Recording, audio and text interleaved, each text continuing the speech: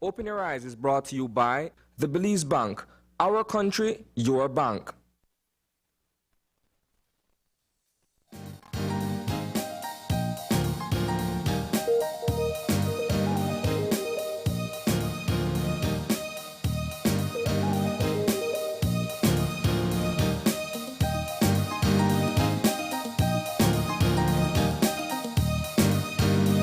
Good morning and welcome to Open Your Eyes, Start Your Morning Right. I'm Marlene Cuellar and thank you for joining us this morning. It is a lovely Thursday morning. There's no rain and it's nice and cool, so a great time to step outdoors and enjoy the day as it begins to break. Of course, there's quite a bit that we're going to be discussing today, and we're going to start the weather update. So we'll find out whether or not we'll be seeing more showers, what parts of the country, and what the weekend is looking like already. And so our general situation for today is that our air mass is becoming less moist. The 24-hour forecast is for sunny skies today with a few cloudy spells and shower activity that will generally be isolated, except for southern coastal areas where a few showers can be expected. Tonight's skies will be partly cloudy with only isolated showers. The winds for today are going to be from the northeast to the east at 10 to 20 knots, and that makes for a rough sea state. There is a small craft warning which remains in effect for the coastal waters of Belize. Very important advice there for people who plan to head out to sea. Our temperatures for today are going to be 86 along the coast, 88 inland, and 74 in the hills. While tonight, it's going to be 75 along the coast, 70 inland, and a cool 66 in the hills. Our extended forecast for Friday and Friday night is for mainly fair weather to prevail. And we want to thank our forecaster, Catherine Cumberbatch, for preparing that update this morning. And so, as it appears to be, as I said when we step outside this morning, it looks like the rains are moving on along their way. The south will be expecting some showers nonetheless, but the rest of us are seeing the return to good weather. And so that's what you can expect for today and for tomorrow. And moving on to your motivational boost for today, our eye-opener, or eye-opener taken from dailyom.com, goes like this. Knowing when to end a relationship and acknowledging that the pain will pass can often prevent greater pain in the long run. Just as a good relationship can have a positive impact on your life, stressful, draining, or imbalanced relationships can have negative effects on your health and well-being. It's common to maintain a relationship because we feel the other person needs us, or we believe that they will eventually change. If you're in a relationship that isn't satisfying, or one that has become unhealthy for you, rather than spending energy attempting to fix the problem or complaining, ask yourself what you really want from the relationship. We may also be afraid of hurting the other person or feel insecure in our ability to find new relationships. Relationships thrive on honesty, communication, mutual caring, and time spent together. When one or more of these elements are missing, it may be that the relationship, no matter how passionate, simply isn't worth it. It's far better to end a relationship that doesn't feel right than to hold on to it and languish in feelings of anger or resentment. Moving on without struggle, on the other hand, can be the door that leads you to a more nurturing relationship in the future. All right, that is the eye-opener for today, and I am sure someone needed to hear that particular message. It's always one of those challenges that people struggle with when they're in a relationship and they don't know if they should leave, they want to leave. What the eye opener outlines, I think, for 2 points for me. One is being able to recognize that you will move past the pain. There will be heartbreak. There will be the pain that comes from separating from something you know and you're comfortable with. But just as the old adage goes, you know, time heals. And as you move on, you are able to better cope with it. But for me, I think the stronger message here is being able to properly assess how much you should invest in trying to fix something that feels broken.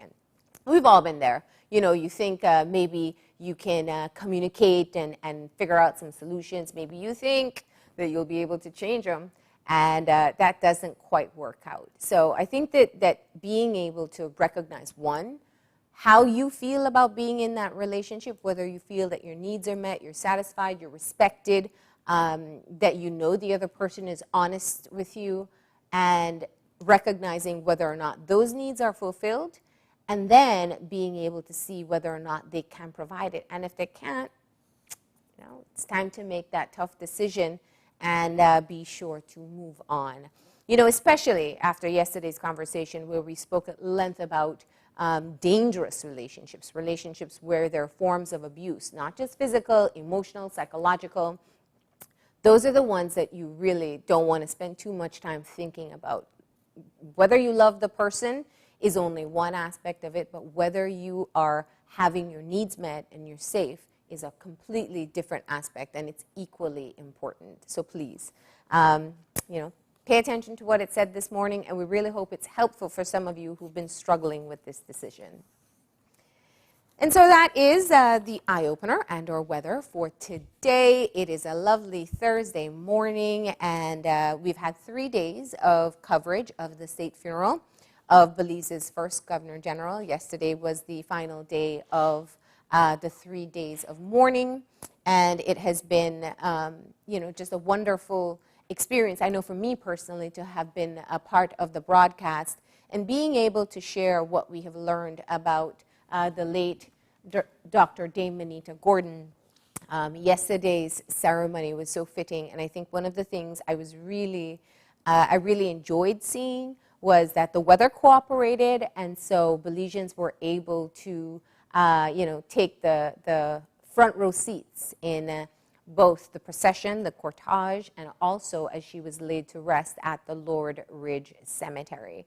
And so we will be having a rebroadcast of all 3 days of the state funeral. You can look out for that on Channel 5 at 9 a.m. on Sunday. And so if you missed any part of it, if you want to rewatch it, you can be able to see it then. It'll be from day one when the body arrived at the Philip Goldson International Airport right until she was laid to rest and interned. And yeah, so, and we want to say thank you, of course. We had an extraordinary team working with us. We worked along with the government press, the protocol unit from the Ministry of Foreign Affairs. They were the ones who were the planners behind the scenes. The BDF and FMS Maharano they were so helpful in helping us to ensure that we covered all the bases on what the BDF was doing. So a lot of people put a lot of work into those 3 days that you saw, and so we want to say thank you to them as well. But we got to keep things moving here on our show, and we're going to get into a conversation this morning that I know we have been asking a lot of questions. We're talking about COVID-19 vaccines, and today the Ministry of Health is going to be joining us for a COVID-19 update to talk about Belize's preparedness and what distribution will look like when we get the COVID-19 vaccine. So that's going to be our primary conversation for this morning. And then there's a campaign coming out of the Department of Environment. It's called Stop the Pops campaign. And when they say pop, it's not sound. It's not soda or soft drink. It's a whole different other kind of pollutant that they want to help to bring awareness about. So we're going to learn all about that in the second part of our show. And closing off for today, we're going to be talking to a young programmer. He has created a COVID app. He has taken the initiative to do so on his own, and he's hoping that he can be able to provide it to Belizean authorities to be able to help in or monitoring and tracking of active cases. So we'll hear more about it, why he decided to do it, and what progress he's made so far. That's what we have in store, and what we'll do is take a quick break, and when we come back, oh, we got a birthday shout out this morning. This morning we're saying happy birthday to Brian Ferguson. Brian, we hope you have a great day today. Do enjoy, and of course that greeting comes from all of us here at Channel 5 and Open Your Eyes. And now we'll go ahead and take that break. When we come back, we'll be having our COVID-19 update focusing on vaccine preparedness in Belize.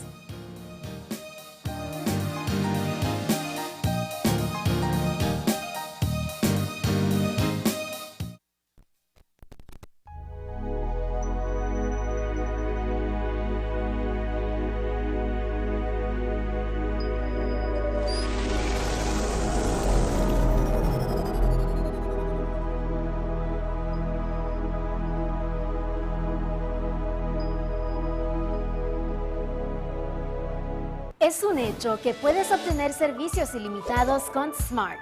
¿Cansado de que se corte la línea cuando más necesitas estar conectado? Es un hecho que cuando te suscribes al plan de Smart Plus, obtienes llamadas, textos y datos ilimitados. Y también es un hecho que te puedes suscribir con un grupo de 5 miembros al plan Smart Share y hasta 40 miembros al plan Smart Enterprise para llamadas, textos y datos ilimitados. Smart tiene los verdaderos planes ilimitados. Es un hecho. Sé Smart y vive de forma Smart.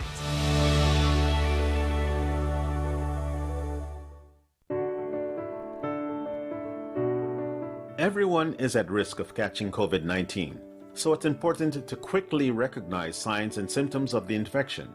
The most common symptoms are fever, dry cough, and tiredness or fatigue. Some people may also have sore throat, aches and pains, stuffy nose, or diarrhea. But a few people have also reported pink eye or conjunctivitis, headache, loss of taste or smell, a rash on skin, or change in the color of fingers or toes. Emergency warning signs that require immediate medical attention are extreme difficulty breathing, severe constant pain or pressure in the chest, becoming confused, unable to talk or move, bluish lips, face, fingers, or toes. For more information, call 0800 MOH-CARE. Help keep Belize safe.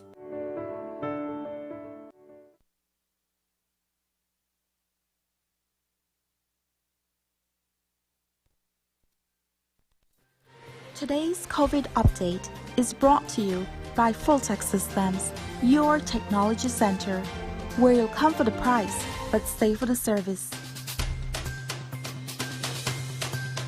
And we're back, and we are moving into our first conversation for this morning. This is our COVID-19 update brought to you by Fulltech Systems, and we are going to be discussing COVID vaccines and what Belize is doing to prepare for when we do get access to what I know is a very coveted immunization at this point. We have with us the technical advisor for the Maternal and Child Health Unit at the Ministry of Health, Dr. Natalia Beer. And we have Lydia Turton, who is the chair of the National Immunization Technical Advisory Group with the Ministry of Health. Good morning.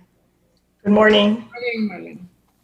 Thank you very much for joining us. I know this is a very hot topic and people have many questions about Belize and our access to vaccines.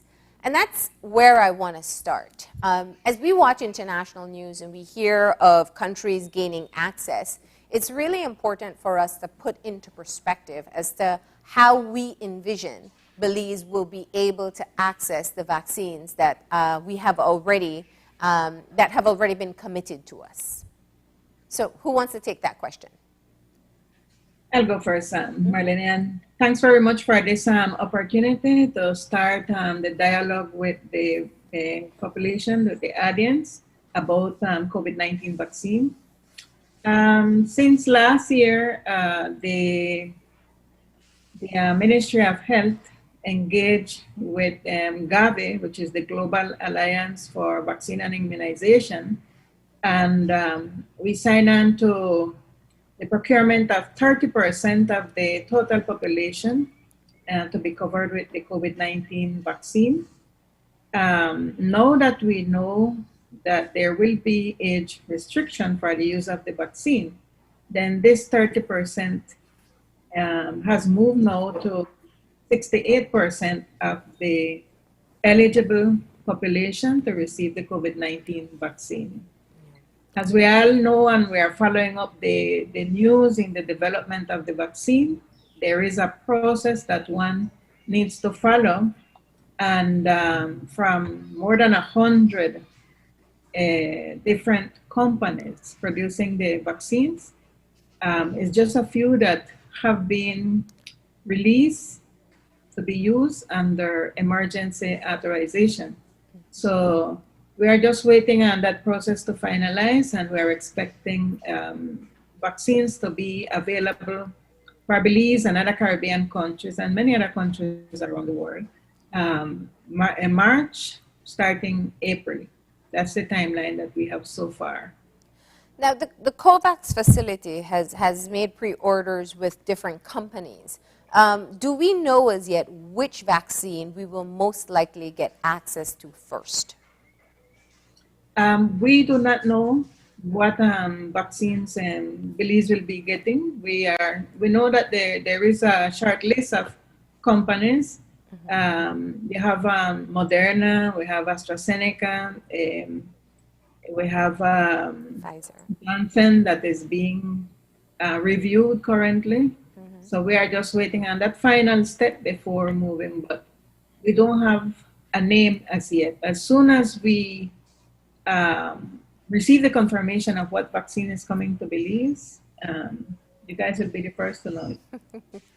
Yes, I know people are anxiously waiting, and they've been monitoring the rollout of these vaccines in other parts of the world. And so I think it's common knowledge now that the different vaccines have different requirements. And let's dive right into the storage issues that we know some of the vaccines require. The sub-zero storage that some of the vaccines require. Does Belize have the capacity, if it's a vaccine that requires that type of storage, that we can be able to manage that? There are three options for storage of vaccines. Yes. Have the -70 or ultra cold storage. We don't have the capacity installed, and only Pfizer vaccine is using that type of cold chain. The second one is those that needs to be stored at -20.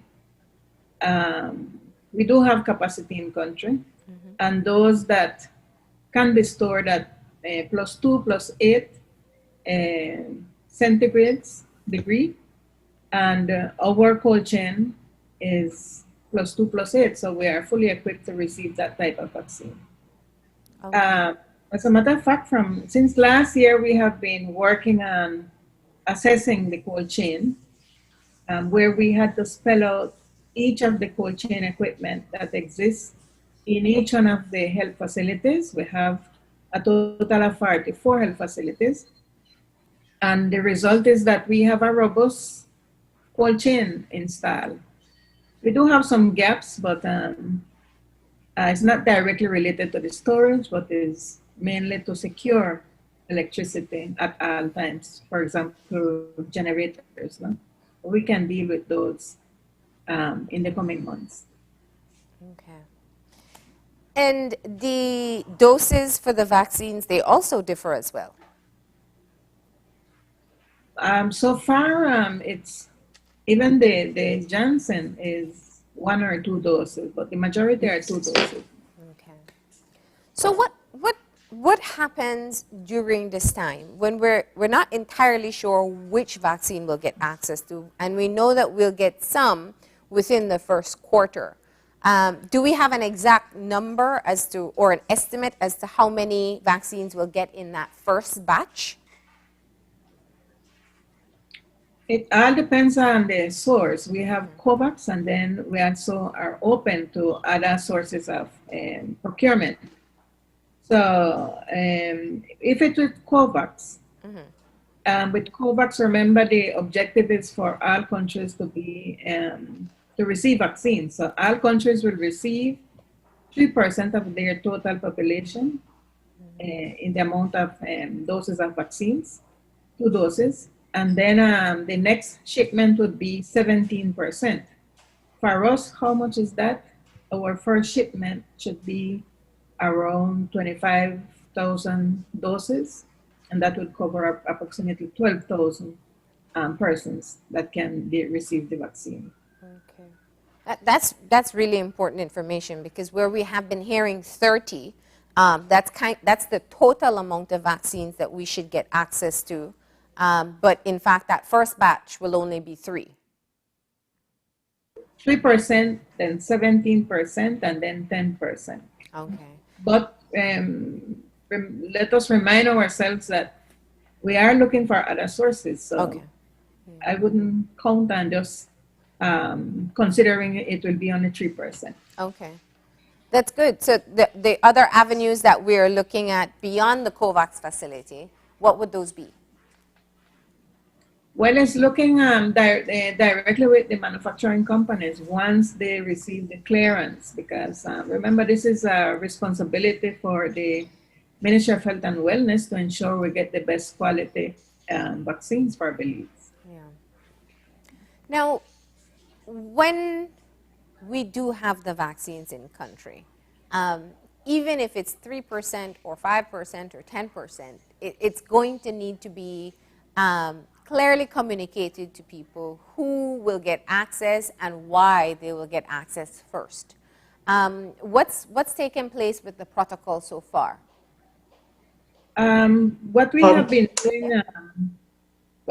doing, and I'll just introduce Miss Lydia. Lydia, yeah. What we have been doing is working on different documents to prepare for the introduction of the vaccine. For example, we have our national COVID-19 vaccine introduction plan. We have a draft policy that will, once approved, it will be communicated to the population, and that will lay out the procedures of how one will access the vaccines. And the districts have completed the initial phase of their planning for the introduction of the vaccine. And now in this pre-arrival of the vaccine, we need to increase the communication with the population, hence the reason for accepting the invitation today. Yeah. So Ms. Lydia can continue with the discussion. Tell us about this Good advisory morning. group. Yeah. Yes, the National Immunization Technical Advisory Group is a group of healthcare professionals that our role really right now since mid-December has been to review all the material that is available, the scientific material that is available on the vaccines, and to help guide the process by way of recommendation to the Ministry of Health and Wellness. Yeah. So we have been looking at vaccines as the characteristics that would be beneficial and most needed for us in country. You mentioned the cold storage, that's an important piece. So we've been looking at various aspects of the vaccine and making recommendations. We've also been looking at when we receive the vaccine in terms of the numbers that we receive, how it would roll out, who would receive first, and working on a plan, developing on how that would roll out. Right? And again, submitting our recommendations to the Ministry of Health and Wellness. So we've been meeting regularly, at least twice a week, in communication every day to, as information becomes available, to discuss and to see what we believe would be the best fit for us. Because we want to make sure that whatever happens, that it meets our context or local context in terms of obtaining the objective of the Ministry of Health to provide this safely to the population. Now, how do you let's tackle the first part, which is looking at who will be identified as that first group of people who will get access to the vaccine? I know we talk about vulnerable populations, but that's a pretty extensive group. You're talking elderly, you're talking frontline, you're talking diabetics, you're talking immunocompromised. You add that all up, you may have your full, beyond 30% there. So let's talk about how you whittle down the vulnerable groups to those who will need the first access. Well, we've been looking at, well, we have to consider the frontline workers. We know that these people every day are in contact and exposed, and we do have to try our best to make them safe. So we have to first consider the frontline workers, the healthcare providers who are in direct contact with persons on a daily basis.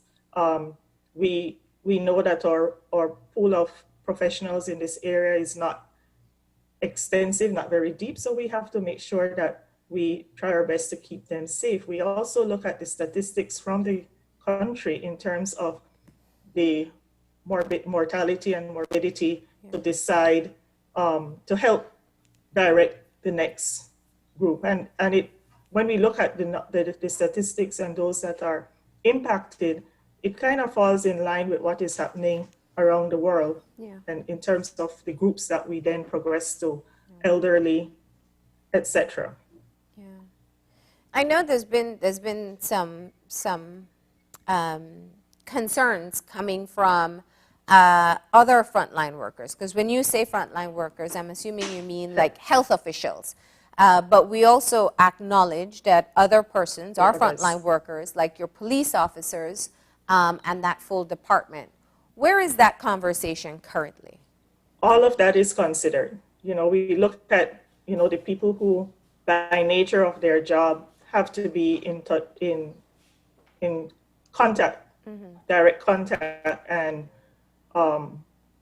with persons. So we are considering all of that is on the table and looking at how we cover everyone.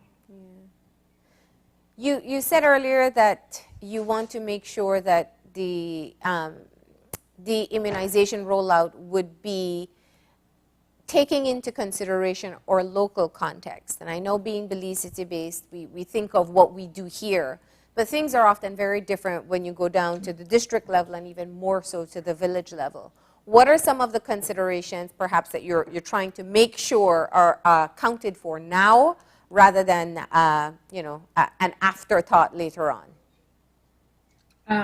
So when we say everyone, we're thinking across the country. Yeah. Yes, go ahead, Dr. Ben. Yeah, I just wanted to clarify that the main issue that we consider making a decision on the target population is the mortality rate. And the mortality rate has clearly shown that it increases with increasing age. So we have a step proposal for the vaccination of the population, and within those age groups, then we would obviously call in those first that have chronic illnesses or have greater rates. So we are looking at healthcare workers as the first group, followed by elderlies, 60 and beyond, 60 years old or older. And then from there, we move down to the brackets of 50 to 59, 40 to 49, 30 to 39. And then the last bracket would be the younger population, which is 18 to 29 years of age. And our local teams are already working, putting together these lists of persons at community level. So we expect each community countrywide to have 6 listing of persons for each one of those different age groups, and documenting on these forms those who may have chronic illness that needs to be prioritized within that age group. Yeah. So I think that is a fair distribution for all the different age groups, and giving priority also to frontline workers within those brackets and persons with comorbidities or chronic illness in those brackets.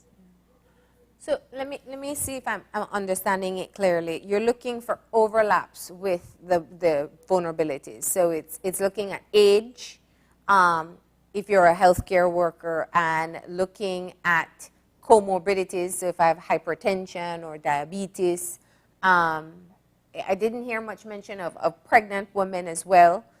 Is that what you're saying, that the first batch at least, you'll be looking at those who have kind of more than one vulnerabilities? Exactly. You mentioned pregnant women, and I guess people might be thinking about children too, but we have to wait on the evidence to say from now that pregnant women will be included. Some countries are giving pregnant women the option for them to choose without any responsibility for the administration of the vaccine. But we will wait a little bit more and see if we can gather some more evidence. And once it's safe that we can give pregnant women, of course they will be included. Now, when you look at what has been the rollout in other countries, and I know that some of the media reports have talked about allergic reactions, and I know that some have started to look at whether the very frail elderly population will benefit from getting the vaccine. Have we had that conversation? We are having that conversation, and it will be included in the discussion with the wider population. As any other medication, there might be a small group of persons that may present some allergic reaction. We're also requesting that in the census of persons, candidates to be vaccinated, we must document those who have a history of allergy, to make provisions for them to receive their vaccine at larger health facility rather than at community during a mobile clinic. So all of that is being considered. So far, the vaccines are proving to be safe, with a few severe allergic reactions. That is good news for us. So do we also document how people are doing? Like if you get the vaccine in some countries, they're checking on you every single day to ensure that you're coping fine until you get your second one. Yes, there is a protocol in place to monitor immediately after the person receives the vaccine, and for any adverse event to be reported within a time frame after. So there is some monitoring that happens, and remembering that if we are doing the vaccine with 2 doses, the person would then need to return. So those things have to be all documented and monitored. No. Go ahead. With the issue of countries receiving vaccines, the list is getting larger and larger, and we feel like we are staying behind. But really and truly, for example, if we use Costa Rica received 9,000 plus doses. And when you match that with their population, it represents 0.18% the amount of vaccines that they have received. So I know a lot of media coverage have been given to countries receiving vaccines, but everyone is getting just really small amounts of vaccines. Yeah. Now, you talked of when I posed the question earlier about monitoring for allergies, that was one part of it. Some countries have reported that the very elderly, some who are in a frail state in nursing homes, had fatal effects to the vaccines. Have we been looking at and monitoring what's been happening in the rollouts of other countries to help to guide our decision making here as well? Yes, the NITAG is looking at that information, and of course they will provide guidance to us on these different illnesses that older persons can have, that we must take precautions with them. So obviously that will be further detailed. Yeah. Lydia, you want to shed some light on that? Yes, again, as we look at these cases as they are reported, there has to be some determination as to whether or not the vaccine contributed to the deaths, right? And looking at all the factors. So it is a process to review information and to make that determination. But yes, we look at it with the intent of making sure that we do things safely, Yeah. and not put people at risk. So as the information becomes available and we go through it, we make those recommendations. Yeah. I mean, we do have the benefit of, at least in being late here, to see what is happening with the other Other places. countries as well. Yeah. Now, you know that we are seeing that many people are very skeptical about getting the vaccination. Belize has always had a very good track record with our vaccinations. Has there been any assessment to gauge the level of openness to having people receive the vaccine? Is it any different in this particular situation? In this occasion, well, yes, it differs a bit from the routine immunization program. But I think the situation with the COVID-19, in 2019, nobody knew about COVID-19. It started for us in March. It started in many countries since January, and it started in China in December or November 2019. Yeah. So it's a very new disease that we all know that it's very transmissible and it is causing deaths. For 2020, we had a total of 10,901 persons diagnosed with COVID-19, and we had 250 deaths.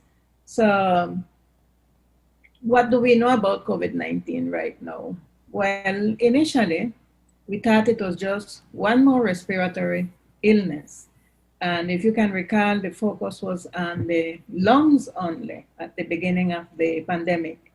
Later on, we know that several organ systems have the same receptor for the COVID-19. And that is why we're seeing persons that are infected with COVID-19 may present with cardiovascular disease and other complications, and not just the respiratory illness. And now we know that after a person recovered, they may still have signs and symptoms. And we are only 1 year into COVID-19, so we don't know for how long these signs and symptoms will persist. But we can, from now, consider that this problem will be one more chronic illness in the population. And recently, they are looking back at the data, and they are seeing patients that were recovered are now being readmitted to hospitals. So, I mean, why expose ourselves to this when we know how to prevent it? And the vaccine is one of those tools that will help us to prevent the spread of the disease among the population. What you said there, I think, is so important, and we should probably unpack that a bit more. I know the WHO has said that eventually COVID-19 will probably just be endemic, which means it'll stay around. It'll be one of those things you may catch, many years from now. I think when we watch the vaccine rollout, we see it as the trigger for the end of all the regulations and changes we've had to undo and we've had to take on. But even at the first rollout, maybe even up to 30%, will that then return our life to what we consider normal before 2020?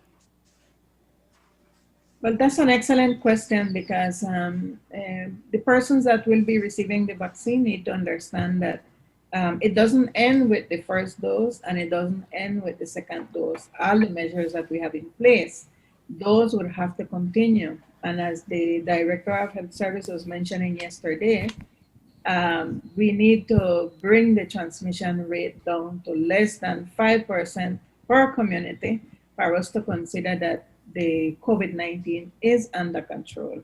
So the risk will always be there until we get 85% or more of the population vaccinated. And that is, remember, just a tool to continue preventing COVID-19. So once we finalize the vaccination of the target population, we must continue with the measurements in place until we reach those low level of prevalence rate in the population before considering removal or changes in the current measures.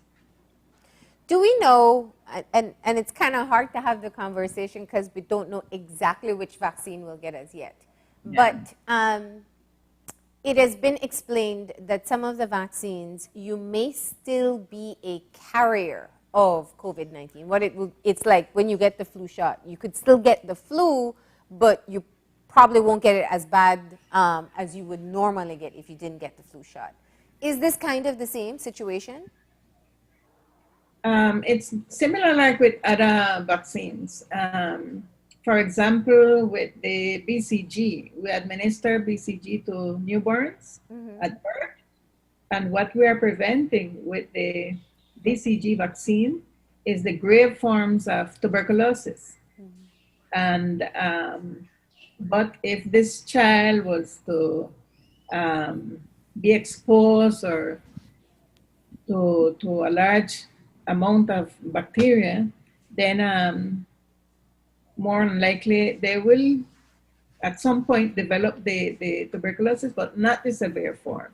And you are correct that a person that is vaccinated with COVID-19 vaccine may get infected, but may not present the illness. And especially, they have seen good results with reducing the number of severe illnesses and even deaths after receiving the vaccine. And it means that they can, but that's kind of the challenge that we have with COVID, that people get it and don't get sick. So they spread it without knowing. That's so the other measures. Yeah, go ahead, Lydia. And that's why the other measures, it's just the vaccine is one measure. The other measures of distancing, hand washing, wearing masks will still continue for some time, you know, because we have to protect others. While we may have gotten the vaccine and may not get as sick, we do have to protect those around us. And remembering that too, that there's an age limit. So not the entire population would be vaccinated. So again, protecting our children and other persons who may have chosen not to get vaccinated. When as the advisory group, and maybe you can tell us a bit more about who else comprises the group, tell us some of the priority areas. I know you're starting to do your pre-vaccine rollout education. What are some of the things that you know you want to get out as clear as possible to the public, and who else is a part of this advisory group? The advisory group, we have Dr. Marcelo Coy, Dr. Fernando Cuellar, Dr. Victor Rosado, Dr. Cardo Martinez, Dr. Cecilio Eck, Dr. Ivan De Paz, Dr. Beryl Irons, and we have other technical persons from the Ministry of Health who help to provide information as we request in terms of statistics. So we have persons who, pediatricians, OBGYN, persons with public health experience, intensivists, internists, and I am a pharmacist by profession. So that's the core group, and of course we are assisted by persons from the Ministry of Health and Wellness. And the priority communication messages that you're trying to get out at this time? The education is focused on getting facts out and trying to dispel myths and to make the information as clear as possible so that people understand, can relate to the information. So not very technical in some cases. In other areas, people might want more technical information, but basically it's aimed at getting facts out and to try and dispel some of the myths and even address some of the reservations or fears that people might have around becoming vaccinated. Is it going to be mandatory for any population to get the vaccine, healthcare workers, for example, or it will all be based on your own personal choice? It's an individual decision, and I don't think that we can mandate any individual. You know, people have their reasons. We can only provide information so that they can make an informed decision.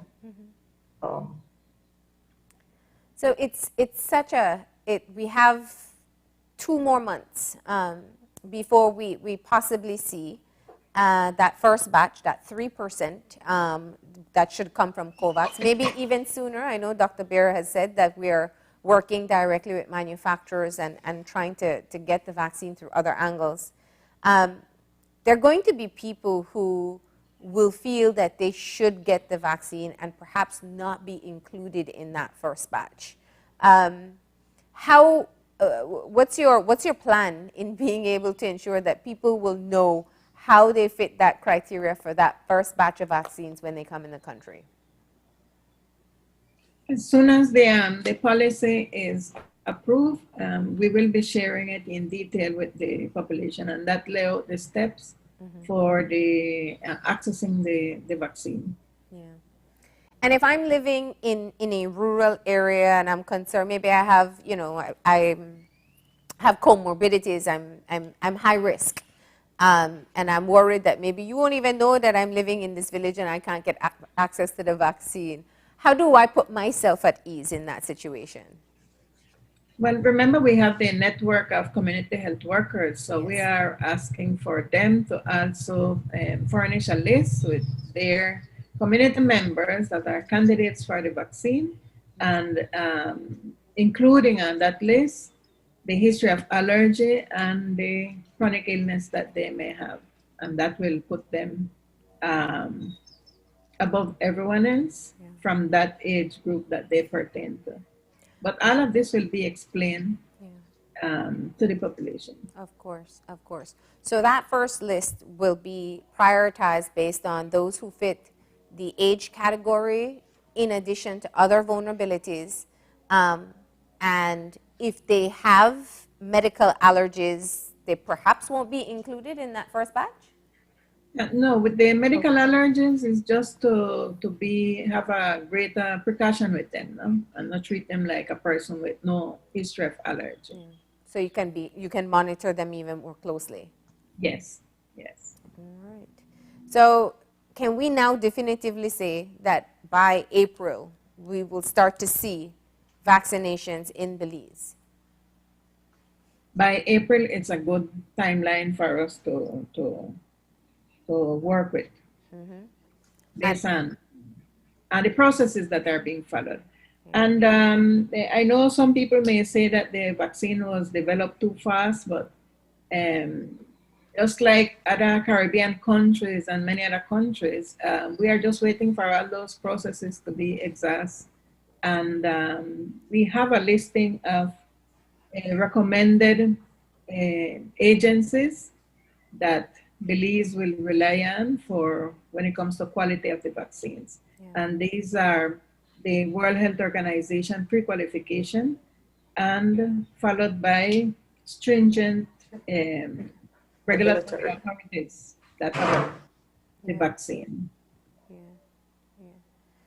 And the COVAX facility, as you said before, is our first avenue that we're looking at. So I just want to make sure that people are very clear from today's conversation what we know. We know that based on COVAX's timeline, by April, we should be getting 3% vaccination to cover 3% of our population, which is about 12,000 people. Yeah. The technical group, as Ms. Lydia pointed out, has been working to properly define a protocol as to who will get access, who are the 12,000 that will most likely receive the vaccine when that first batch comes. Yes, and we have Yes. other committees, Marlene. We have the National Coordinating Committee for the introduction of the COVID-19 vaccine. And this one is a multi-sector committee. We have representation from the different associations. We have the Nurses Association, we have the Belize Medical and Dental Association, we have NAVCO, the National Trade Union Congress of Belize, the Belize Chamber of Commerce and Industry, the NHI, Social Security, Ministry of Education, and we have the Council of Churches also. And the pharmacists as well. Yeah. Yeah. And So And There all w- these other committees, they're working on the other aspects. So we have the technical advisory group, and then you have, you said the coordinating committees. coordinating the National Coordinating Committee, which will help the Ministry of Health with the oversight of the implementation of the plan. And their main focus will be also communication. Communication and safety of the delivery of the vaccines, because we have the Ministry of Home Affairs also as a member of that committee. Okay. And just because we're using the COVAX schedule, but just even though I know you said that the Ministry of Health is exploring all other avenues to get access to a vaccine even earlier, but based on the COVAX schedule, that first 3% should be in country in the first quarter. The second batch should be 17%. And how long would we have to wait for that second batch? Yeah, we are envisioning 2 to 3 months for the second batch to come. So it won't be too long a wait if you don't make it on that first list. No, it won't be too long away. All right. Anything else you'd like for us to know this morning as to where we are with our preparedness for vaccines?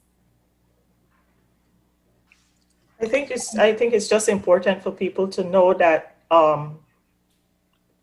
there is a plan that we're working on. We're looking at all avenues to ensure that we do this safely, and that what is being provided to our population is something that we believe that will benefit them in terms of providing some protection, right? We know that this pandemic has hit us in numerous ways, economic and otherwise. And so the goal really is to try and protect the population as best as possible, and that there is work happening behind the scenes. All right. Well, thank you both for joining me this morning and getting the conversation started. April will be here faster than we think, and I hope that it brings a level of optimism to people about our access. And when that protocol is clearly defined with how people will be prioritized, we definitely want to hear more about it. Okay. Thank you. Thank you, and stay safe. You too. All right, we're going to go ahead and take our break now. That was our COVID-19 update for today, and we will be back in a few.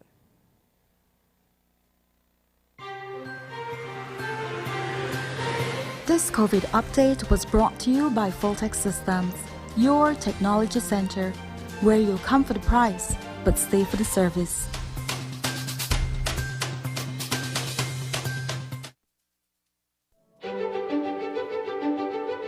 Technology is ubiquitous, and it's transforming how, when, and where we work. Fulltech Systems is placing award-winning devices in the hands of information workers, allowing them to work without compromise in a world without wires, to innovate, create, and to maximize productivity anytime, anywhere. satisfying the needs of the desk-centric remote and field worker and every other worker in between. We are providing the industry's best devices to businesses going through the process of digital transformation. Partner with us today to provide the solutions that will allow your employees to work effectively and efficiently to enhance your customers' experience.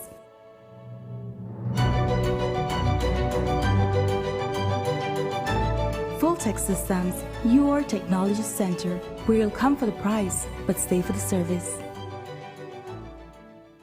It's a fact that you can access unlimited services with Smart.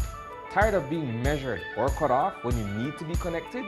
It's a fact that when you sign up for Smart's Plus plan, you get unlimited talk, text, and unlimited data. And it's a fact that you can sign up with your group of up to 5 members for Smart's Share plans and up to 40 members for Smart's Enterprise plans for unlimited talk, text, and data. Smart has the true unlimited plans. That's a fact. Be smart and live smart.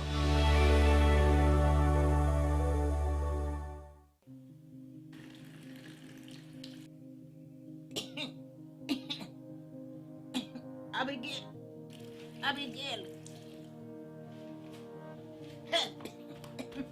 Yes, Gran? Abigail, I can't breathe well. Granny, we need to go to the hospital to get you checked out. No! I'm fine. Yes, Gran, we need to go now to get you treated. Now, before it's too late. No. Grandma, we need to go for all of us. No. Stop. If you are having flu-like symptoms, please call us immediately for medical guidance. If you have chronic conditions such as diabetes and you're experiencing symptoms such as shortness of breath or chest pain, please also seek medical attention immediately. We lost a lot of people this year. We don't want to lose you too. Please seek help if necessary. Call us at 0800-664-2273. Continue to wear your mask at all times. Keep physical distance when in public and stay at home unless absolutely necessary. This message has been brought to you by the Ministry of Health and Wellness.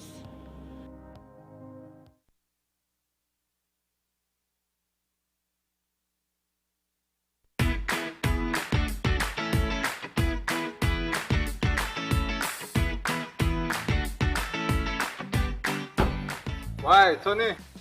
Why, kid, where you going, man? I actually come see you because I need to buy a stack of them plastic plates and cups for my grocery shop because I run low. Boy, I stopped importing that thing since April 15th, you know. And I just routed the last batch, must be about like 3 weeks back, you know. Man, do I usually have that thing? Where you going? Check this, right? Under the new law, we ban all single-use plastics, so that the cups, plates, forks, spoons, and knives, all of that. Since April 15th, can't import none of them. Starting January 15, 2021, you can't manufacture them. April 15, 2021, you can't sell them. And after July 14, 2021, if you get catch with any other thing, you will get fined. Me never know this. I guess I have to make some changes then. I have to make the customers know that anything not available. Anyways, bro. Thanks, man. No problem, man. Take care.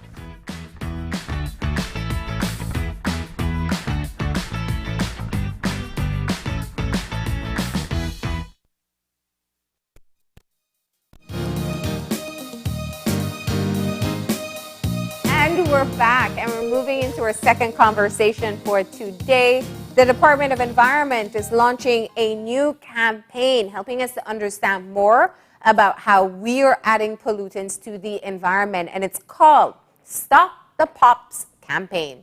We have with us 2 senior environmental officers to tell us more about the campaign and what type of pollutants they're talking about. So we have Anthony Mai and we have Leonidas Sosa. Good morning. Hi, good morning. Thanks for having us. Thank you for having us on your show. Well, thank you for being here as well. It's a rather interesting topic, and I was telling you it is highly scientific, the pollutants that we're talking about. But let's just start about why this came into focus now. You had said that this is, in fact, a regional campaign that is being undertaken. Sure. Marlene, first and foremost, let me just again thank you for the invitation on Open Your Eyes. And I would like to thank our Belizean listeners for tuning in, because the discussion about persistent organic pollutant is a very important discussion. And in fact, we believe that not much has been said about it in terms of building public awareness about PUPs to the general public. PUPs are considered some very harmful chemicals, and they are all around us, and it is important now that we begin to share this information. So we started this campaign called Stop the PUPs, so that we could begin to build awareness and get some behavioral change from the general public. In line with that, we identified that people need to first identify the sources and uses of PUPs.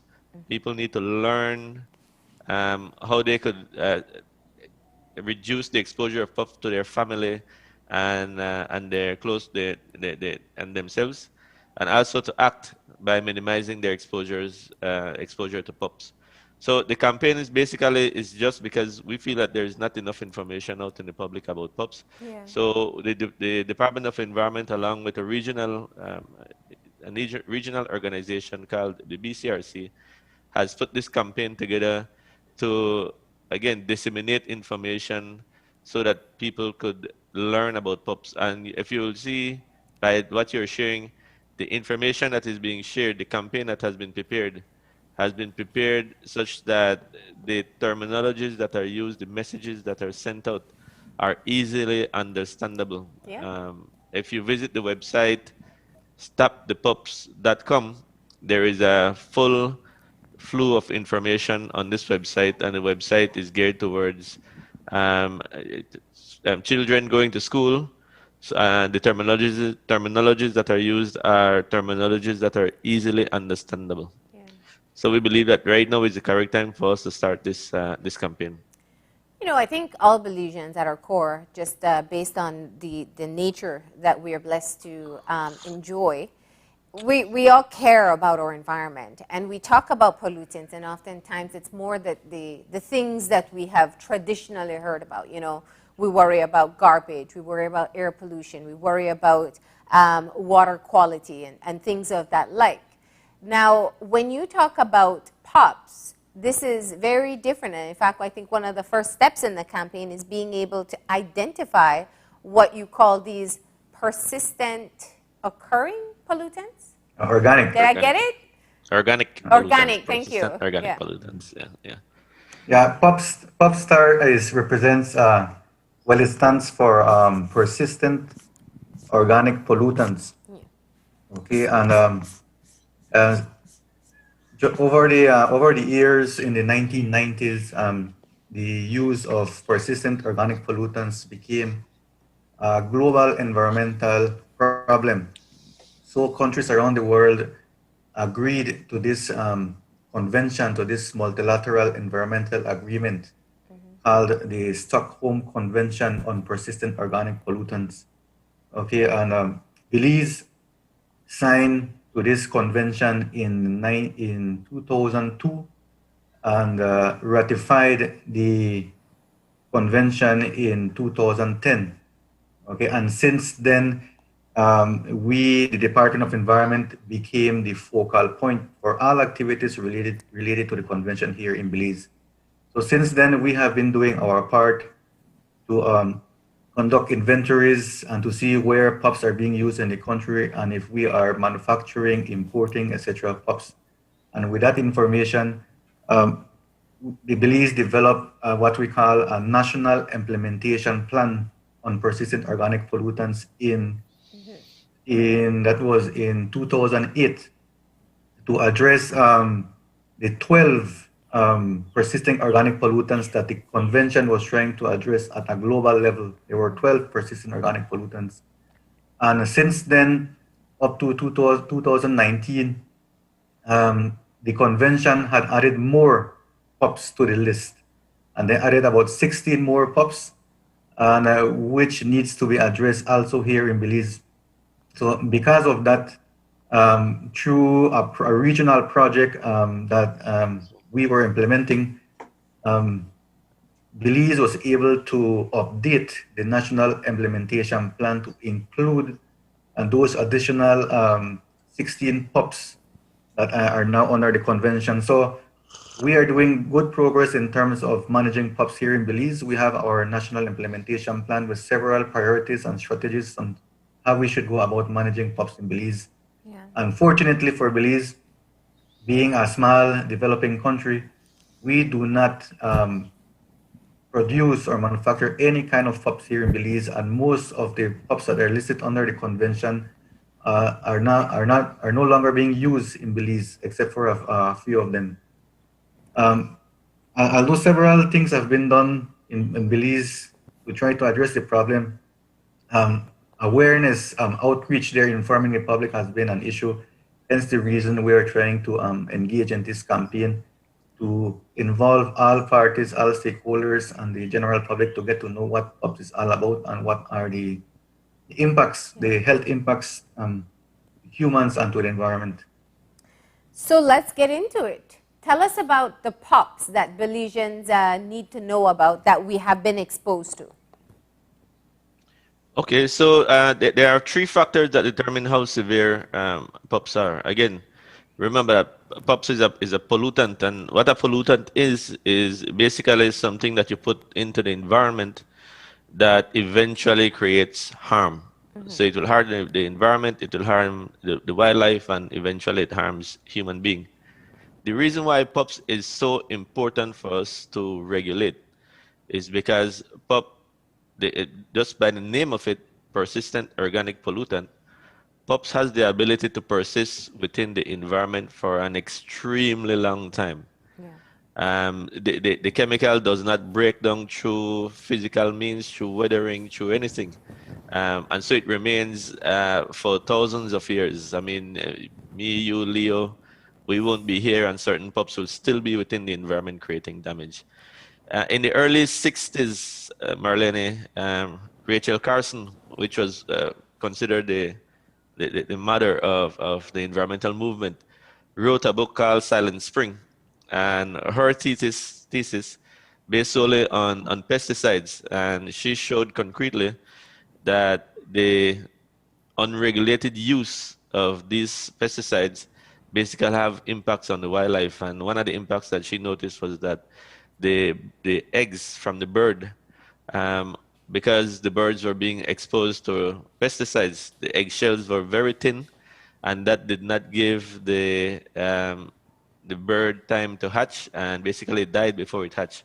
And so that is just one example of how PUPs impact wildlife. But there are many different type of impacts. But what she did, she wrote a book, and the name of the book is Silent Spring. And any environmentalist today should have that as one of their first read before you go into anything. It's a very good. That book actually started the environmental movement. It actually contributed towards the establishment of the US EPA. But I mean, enough about that. So no, but actually, I wanted to go to that, so maybe we should do that now.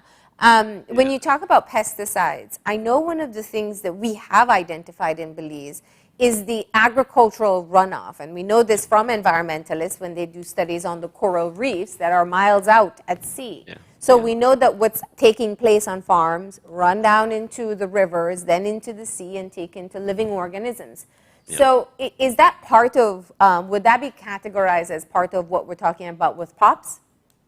Yes, actually there are, let me see, there are three main attributes, if I could say, to PUPs, right? In terms of the factor of how PUPs impact the environment and human being. The first is that the substance chemical, the nature of it and how it behaves, that is something that needs to be considered. Secondly, the amount and the concentration that exists within a certain area is very important as well. And then thirdly, how long it persists within the environment actually contributes to some of the harm that it does. So there are three main things that one should consider when determining how severe the PUPs is and how much impact it will have on the environment. In addition to that, the main reason why PUPS is so important for us to study is because PUPS has, again, the list of chemicals. PUPS is a list of chemicals, and all these chemicals have certain characteristics. One of the first characteristics it has is that it remains in the environment for a very, very long time. That's the reason it is called persistent. They can also travel far and wide in processes using soil, water, and air. And so, for example, in Belize, we don't produce PUPs in Belize, but Belize is still being impacted by PUPs probably because of it being transferred through the air from maybe Mexico, Guatemala, etc. And you would see, for example, PUPs ending up all the way in the Arctic circles where no one lives. There's no production of PUPs in that area, but it has the capacity to travel over a large area. If it goes into the water, it will travel far. If it goes into the air, it will travel very far. It will be dispersed for a large area. Thirdly, it bioaccumulates in fatty tissues of living organisms. And so it moves up the food chain. It biomagnifies. So if an animal eats another animal that has PUPs in it, that animal has PUPs on it. If it eats several animals, then the concentration begins to build up within the fatty tissues of these animals. And as you may know, that as you move farther up the food chain, the top predators are the ones who will have the greatest concentration of PUPs in them. And then obviously human beings are the top predators. And so if we are not careful, most of what we eat, well, I don't want to say most, if we eat things with fatty tissues in it, we may be exposing ourselves to PUPs. So one of the things that you could do briefly to reduce your exposure to PUPs, for example, when you think about game meat, about bush meat, you try to eat the lean meat. You take off as much fat as possible because that is where most of the toxins are. So you try to do that. Fourthly, there are also environmental toxins that can harm both human and the environment. One of the important things is that PUPs has the capacity to harm us as humans, and it has severe health implications if we are overexposed to these chemicals. One of the first things that pops out, and I think most people know this, is that PUPs has been contributing to the cause of certain cancers. So it is carcinogenic, but it also does nerve damage. It has, and it disrupts your immune system, your endocrine system, etc., etc. And so it is very important that we learn how to manage these type of chemicals better. So there are 5 different categories of PUPs. There are pesticides. Again, pesticides is the type of PUPs that most people are aware of. They are aware that pesticides are PUPs. But what they are not fully aware of is that there are other PUPs that are right within their immediate area, within their homes, in fact, and they're being exposed to it and they don't know. So the first category of PUPs is pesticides. You have polychlorinated biphenyls, which is PCBs. PCBs are found, for example, in the transformers up on the light posts. PCB is a type of oil, or they put PCB in the oil so that the oil has a high heat resistant. The other type is the perfluorooctane sulfonic acid, which is PFOS.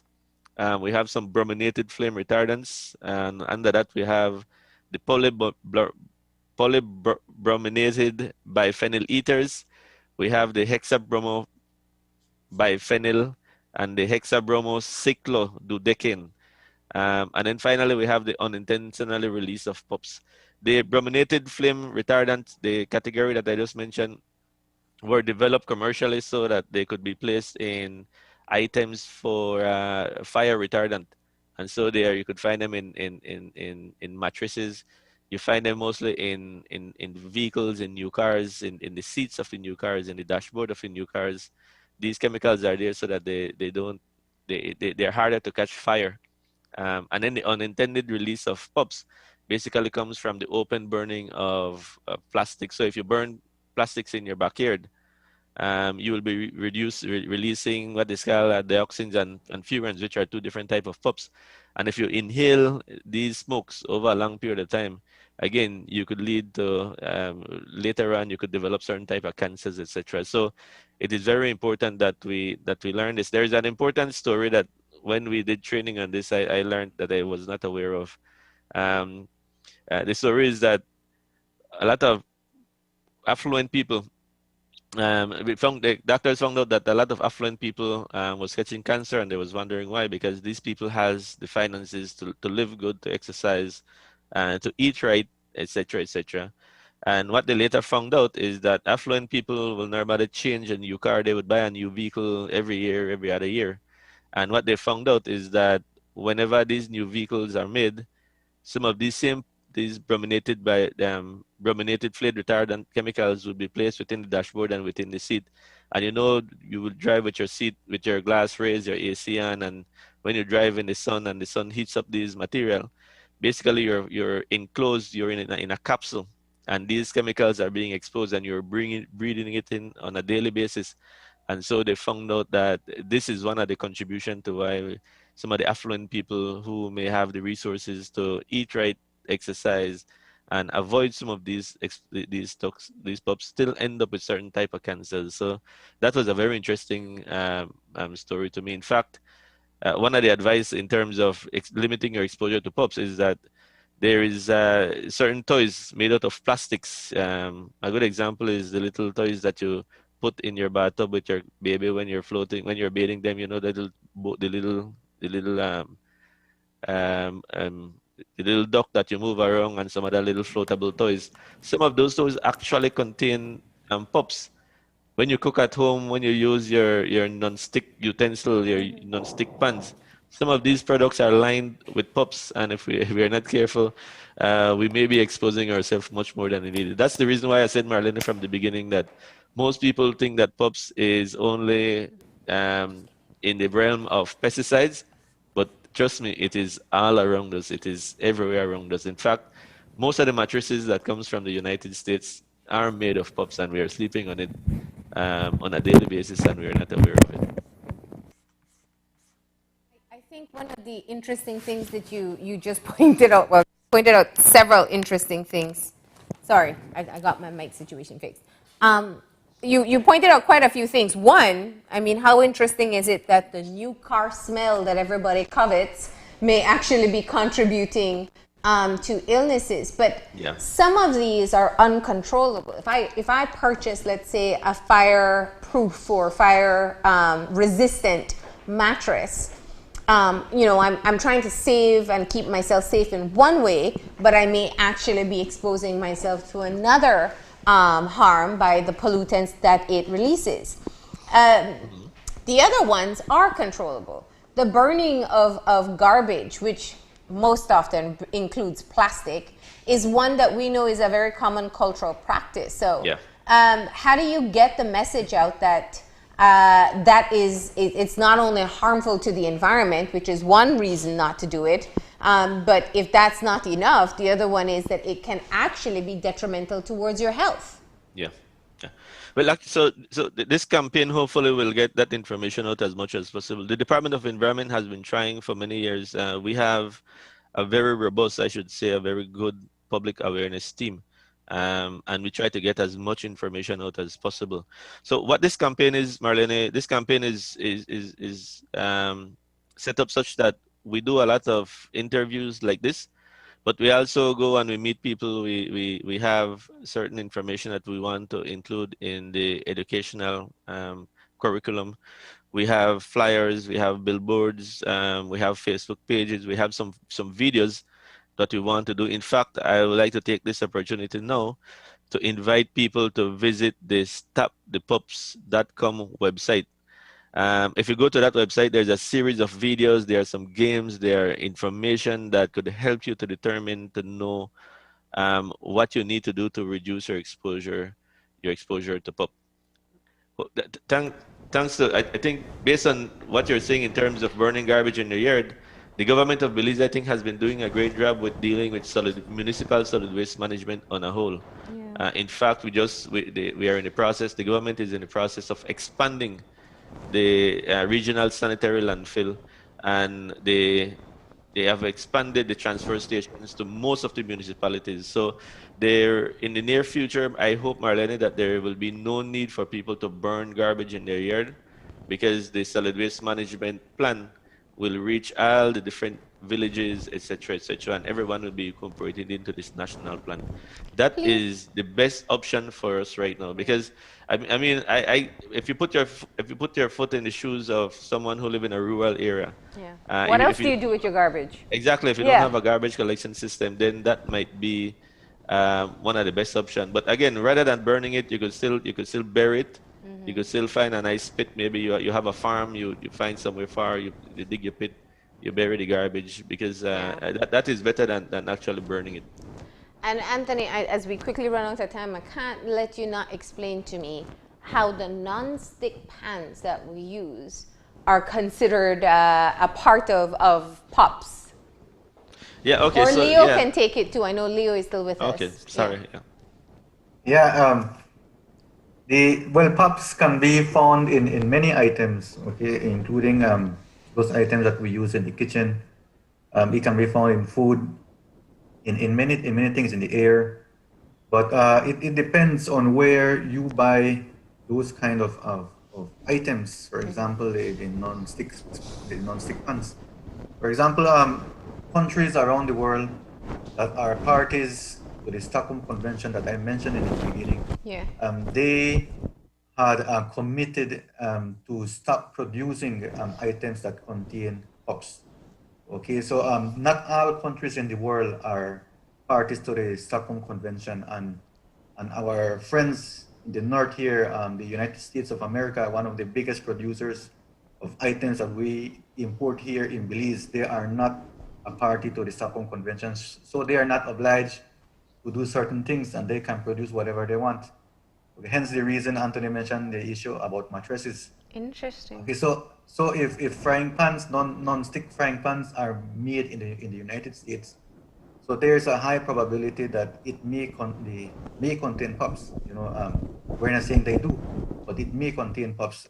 But if you buy, let's say, a frying pan from Mexico, who is party to the convention, they are obliged not to produce any kind of items that contain POPs. So probably that might be something safer to use. Interesting. Okay.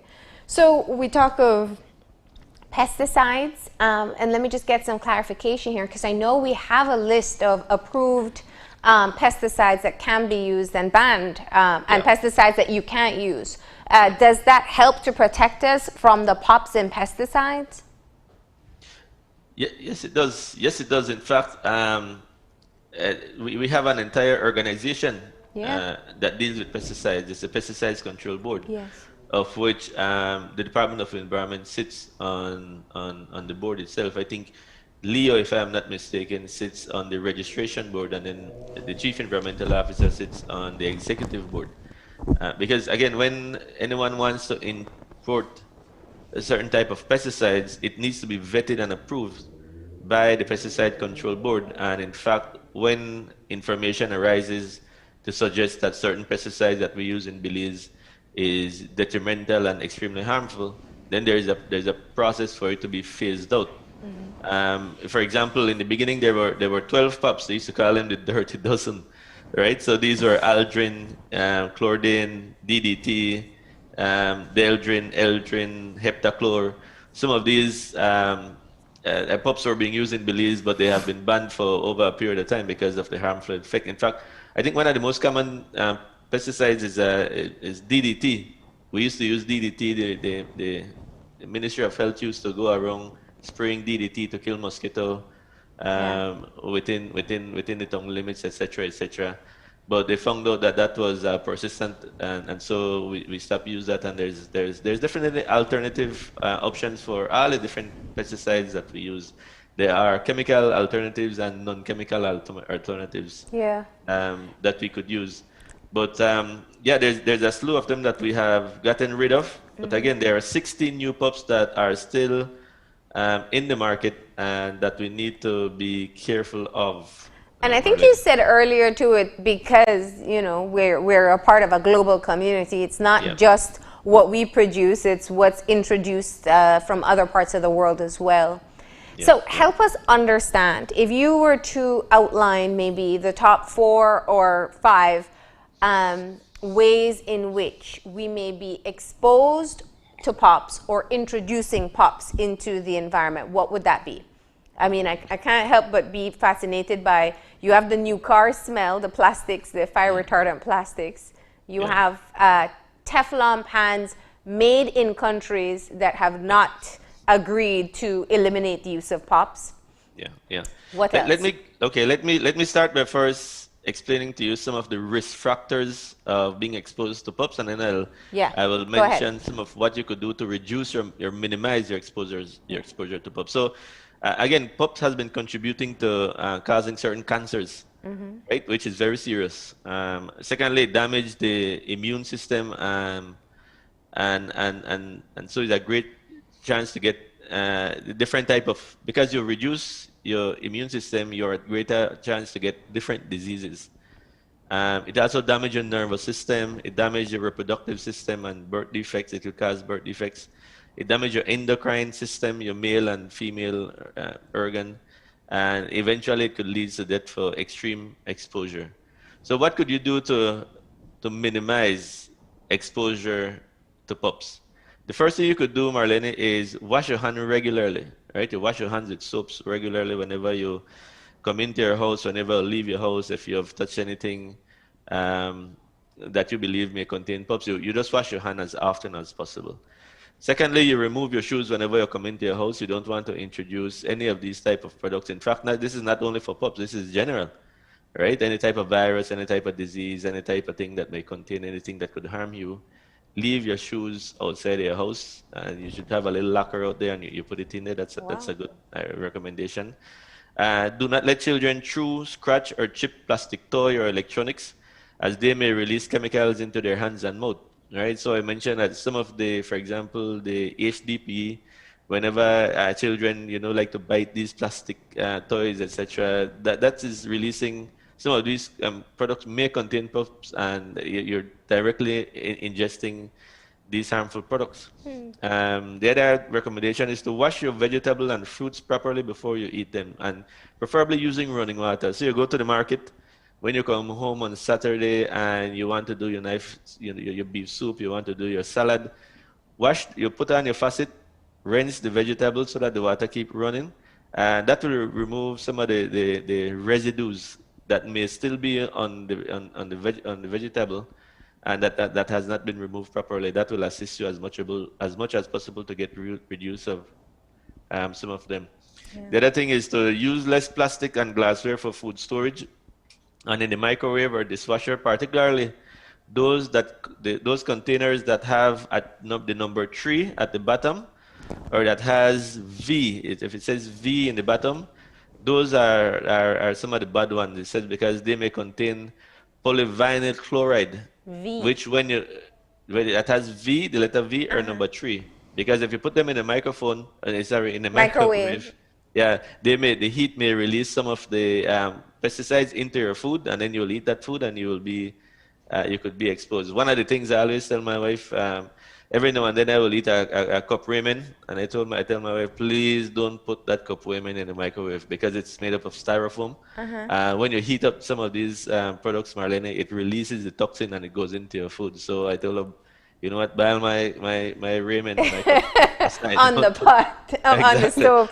You see, and not in a Teflon pan made in particular countries. Exactly. Anthony, it sounds like we can have you back to have a whole conversation just on that. I agree. But just a few more things that you could do. It says avoid as much as possible using cling wraps and canned food. So cling wraps is that stretchy plastic that you normally use over a salad. So avoid using that. That has Teflon, and it could contain pops as well. It says avoid the use of non-stick pan and utensils. Look for cookware that are free of PFOA, which is another type of, again, most of these things, Marlene, when you go and you buy them, read the label. If you just read the label, that will help you a lot to identify what you're getting. It says avoid water and steel repellent fabric. So if you have a nice jacket that is water resistant and you feel good about it, you're going around to your friends. You don't know, some of those water resistance and fluid repellent clothes actually may contain pops. It says one of the I think things that everyone could understand clearly is whenever you go to the store and you buy bug repellent, you buy your fish or your bacon, Yes. etc. These are pesticides, right? So you need to read the label to ensure that they don't have any harmful pesticides. There are alternatives, but if you buy the one that says pesticides containing, then leave that one because you're bringing in pesticides into your home while you're spraying it around. And people, I don't know, for some reason, they want to spray their kitchen, and then you have your food in the kitchen, right? And so you Because you don't want bugs in your kitchen. I agree, right? So it's just so you don't do that. You try to get the alternative that is much more environmentally friendly. Again, when you buy your food, you try to remove as much fat as possible because the pesticides tends to bioaccumulate and it loves. Pesticide will not dissolve in water, but it will dissolve very good in fat, and so it will stay within the fatty tissue of all animals. So if you buy pork, if you get a piece of deer meat or anything, trim off a piece of the fat and leave the fat aside. All right. Well, we are running out of time now, but you are telling us so much. I think that is very useful. As you said, though, there is a website that people can go to if they want to know more. What's that website? Well, there's two websites that I want to mention. The first one is stopthepops.com. Stop the Pops. Yeah, so that one is more user friendly. It's designed to capture your attention so that you can learn more about it. But the other website that I want to mention is www.pops.int. That is the Stockholm Convention's website, and the Stockholm Convention is more for maybe a scientific community. If you really want to know scientific information about these products, if you're in tertiary level institution, for example, if you're doing a research on pups, if you want to know what is Belize's commitment to the Stockholm Convention, then that website is for you. For I think the everyday people, for people in school, the Stop the Pups website is a good place to start to learn about pups, and it was designed to capture everything in terms of the videos, the things you hear, the things you see, the way they present it. It's very good. Okay. Well, go ahead. We want to encourage teachers from the primary and secondary schools to visit the website that was just mentioned, is stopthepups.com. And there's a lot of material in there that they can use to develop lesson plans and posters, brochures that they can use in school. So we encourage all teachers to look at that website, and also they can also contact the Department of Environment, the Public Awareness and Outreach Unit, and we will be able to assist them with several awareness material that they can use in. There's some cool videos too. We saw those. Yeah. Well, thank you so much. I mean, we've learned quite a lot in such a short time, and I know that's the essence of your campaign, to identify, learn, and then you can take action to stop the pops. Thank you, Anthony. Thank you, Leo. And of course, good luck and stay safe. Thank you, Marlene. It's good to see you. Bye-bye. Thank you. Now we're going to go ahead and take a break. When we come back, we're going to be talking to a young programmer who has created a COVID-19 app. We'll get the details after the break.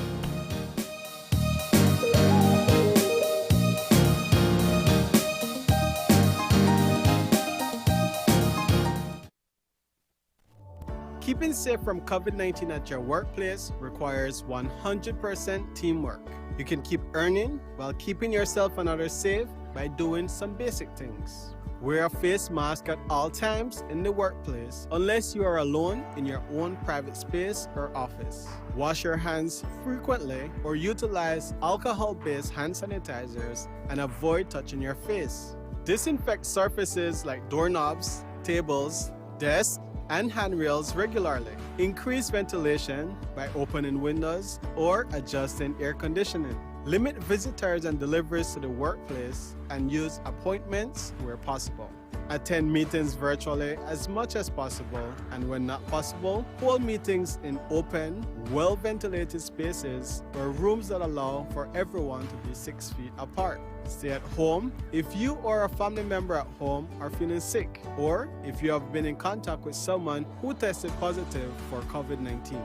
Keeping the workplace safe also requires that employees act responsibly when away from work. Practice social distancing and good hand washing hygiene. avoid large gatherings, and avoid unnecessary exposure to others. Protecting others means protecting yourself. Together, we can defeat COVID. In partnership with the British High Commission. Todos estamos en riesgo de contraer la COVID-19, por lo que es importante reconocer rápidamente los signos y síntomas de la infección. Los síntomas más comunes son fiebre, tos seca y cansancio o fatiga. Algunas personas también pueden tener dolor de garganta, dolores y molestias, congestión nasal o diarrea. Pero algunas personas también han reportado conjuntivitis, dolor de cabeza, pérdida de sabor u olor, sarpullido en la piel o un cambio en el color de los dedos de las manos o los pies. Los signos de alarma de emergencia que requieren atención médica inmediata son dificultad extrema para respirar, dolor constante y severo o presión en el pecho, confusión, dificultad para hablar o moverse, labios, rostro, dedos de las manos o de los pies azulados. Para mayor información, llame al 0800-664-2273. Protejamos nuestra salud. If we are only as strong as our families, businesses, institutions, and the communities that surround us, then by giving businesses the power to grow, entrepreneurs the ability to expand, and by giving our families the right to own something, the Belize Bank gives you the power to build a nation, our nation.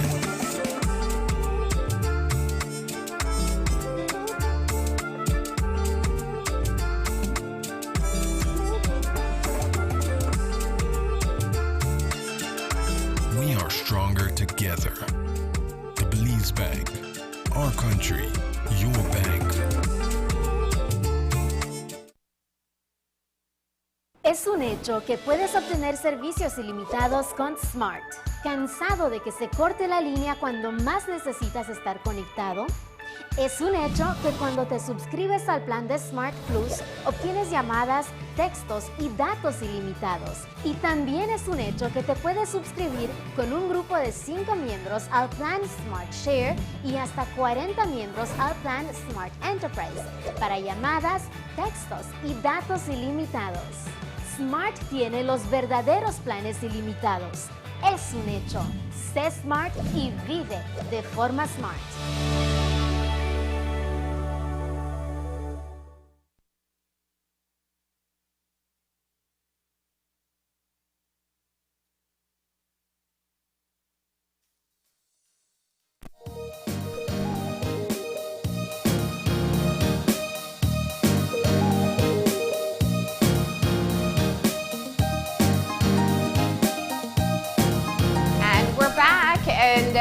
We are moving into our third conversation for today, where we're going to find out more about a new phone app created by a Belizean programmer called Renison Crawford.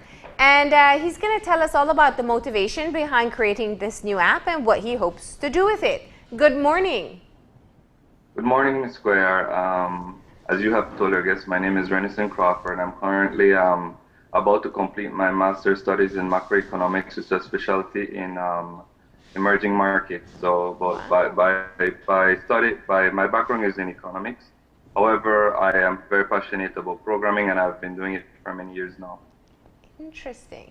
Wait, so Renison, before we go any further, just tell us a bit about yourself. Where are you from, and then where are you studying? Well, I'm originally from Orange Walk Town, but I migrated to San Pedro as a teenager, and somehow, somewhere, I ended up in Europe. So I'm currently studying in Europe, Vienna, Austria, but I'm doing currently a double degree. So I already did part of my degree in Taiwan, and now I'm just completing the other part in Austria at the moment. So the programming side of you, that's just your hobby? That's what I did in between classes or between periods when I was bored. I just turned on my computer and I just built apps and whatever came to mind. That's a very useful hobby to have. I think it is. Yeah. All right. So you created an app that it's the Coronavirus Active Management System. Tell us what was the impetus behind wanting to make this app? Well, to be honest, I came to Belize to see my family. It was a very difficult time, and I choose to come because I don't know when I will be able to leave Vienna again, because at the moment there's a current new strain of the virus, and it's more contagious than before. And I don't know the details of it, but it's more contagious, and they're currently talking about closing down again, and that means that would be the last chance I had, so I came to Belize. While being here, I saw how dire the situation was, and I saw the measures the government was taking to try to prevent and mitigate COVID. There's a current system in place. I can't say per se if it's effective or not, but I think it's helping with the numbers. However, I believe that it can be optimized to be more efficient. At the moment, there's the BTB app that is currently up there, and people are using it. I'm not so versed with the app, because when I tried to download the app or I tried to use the app, it didn't function as advertised. So I said maybe I can help with my expertise and my knowledge and whatever things that I've acquired, skills I've acquired over the years. So I came up with a solution that would best fit Belize's need. Yeah. So I look at it as a doctor looking at a patient. I more specialize in economy, so I look at the problem from that point of view. And I realized that due to Belize's infrastructure, communication technology, availability of internet, healthcare facilities, all those things you combine, and then you start seeing the holes in the system where the virus still will continue to spread and burn through the population.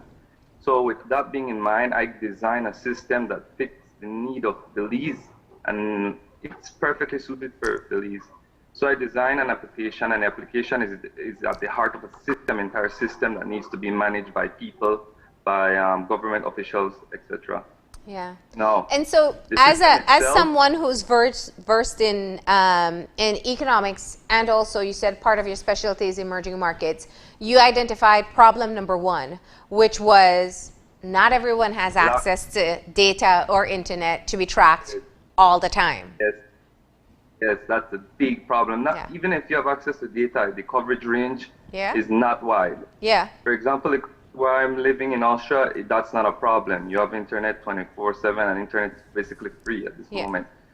It's a marginal cost you have to pay, but it's really cheap. That's what I want to say. But when you have to choose between buying a data plan for $6 or buying food at this moment, it's very hard. It's a hard sell. So the system is designed in such a way the common user does not need internet. They do not need internet to be tracked, and that's the beauty of the system, right? It's designed for a third world country like Belize, not third world, I would say developing country, because we're long left of this. We're a developing country at the moment. Yeah. I appreciate that you take into account the realities on the ground.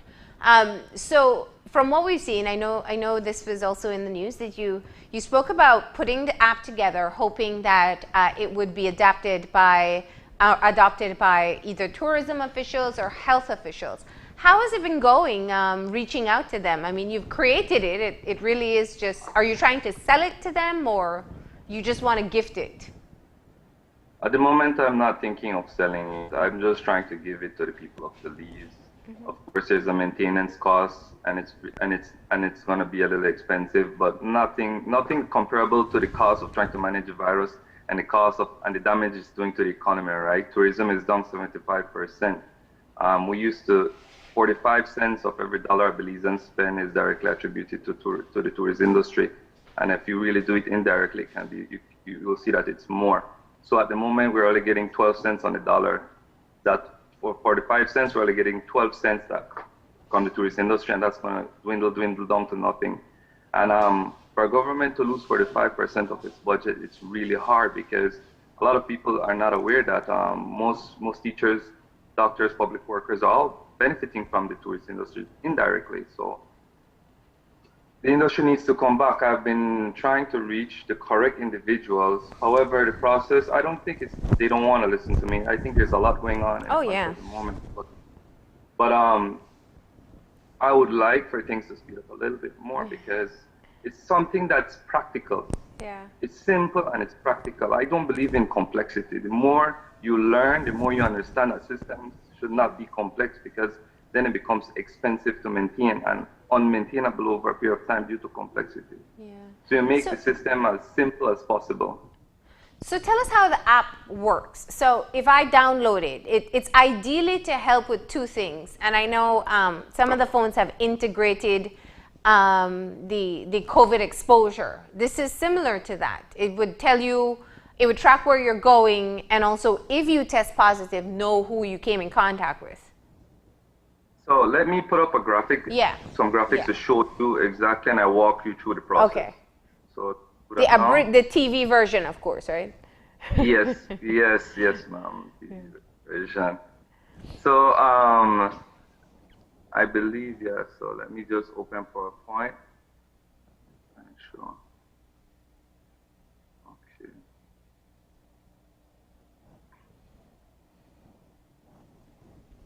Okay. So let's COVID.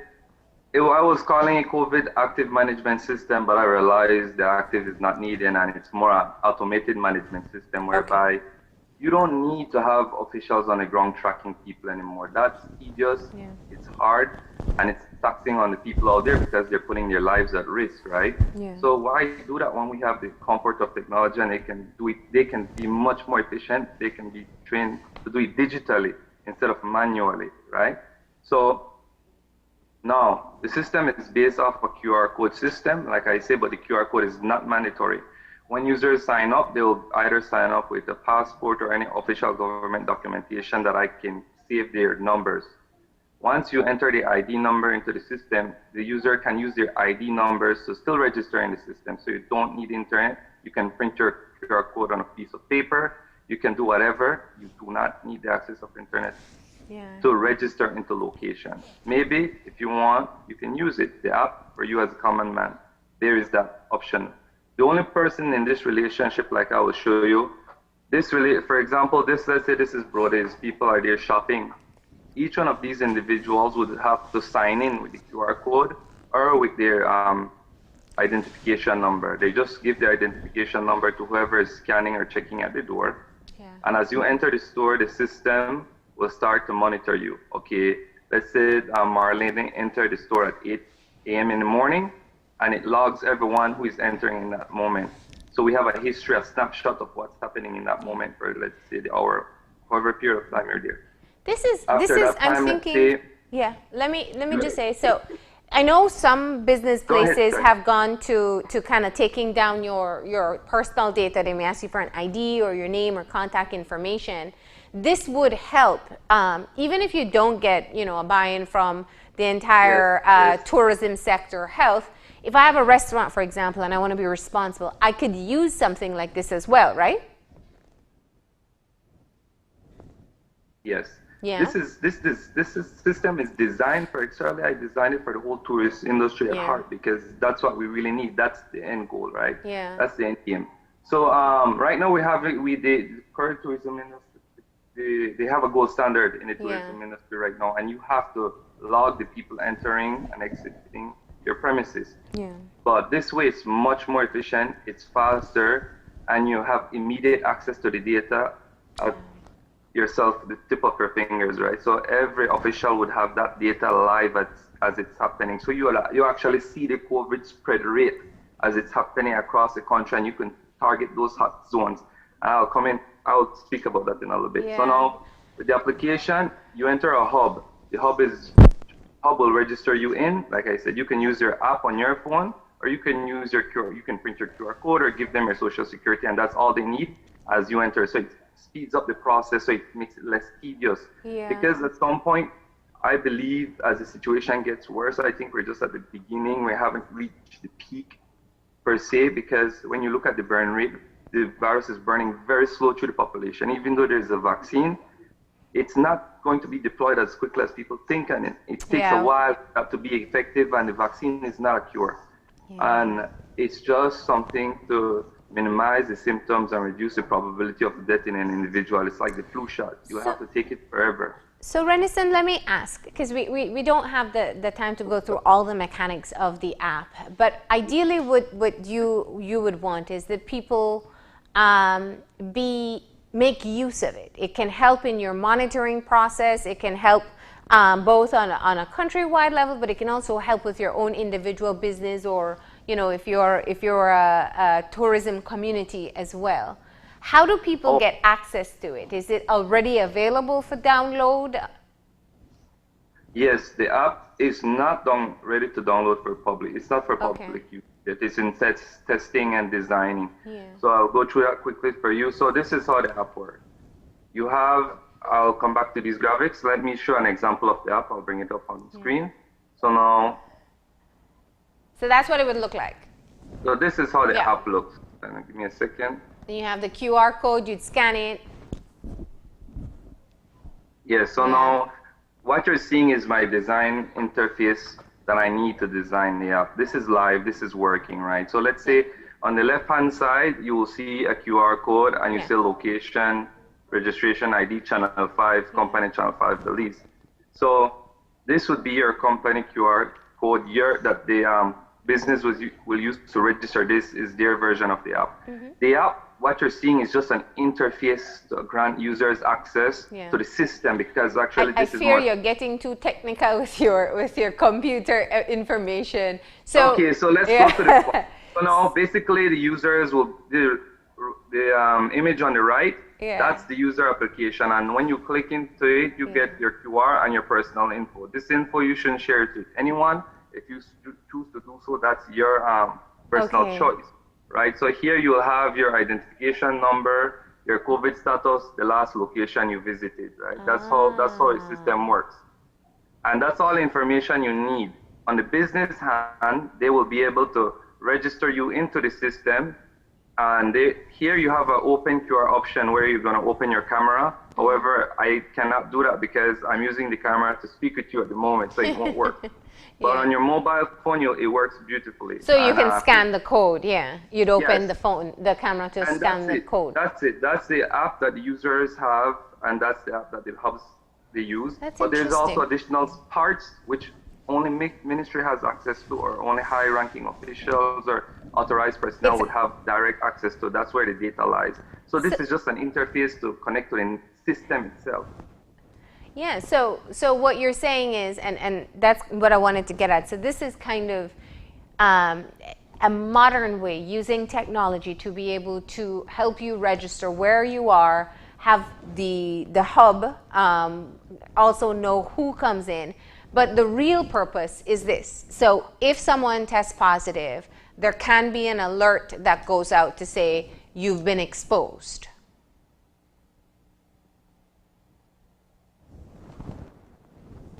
Yes, that's the key. And so now I have this graphics here.